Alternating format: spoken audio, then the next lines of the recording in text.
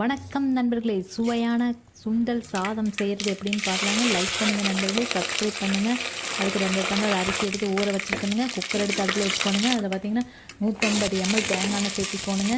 கடுகு, உளுத்தம்பருப்பு, வரமிளகா 4 5 மிளகா கிள்ளி போட்டுக்கணுங்க. சின்ன வெங்காயம் 1 கப் போடுவாங்க. நிறைய போட்டு டேஸ்ட் நல்லா இருக்குங்க.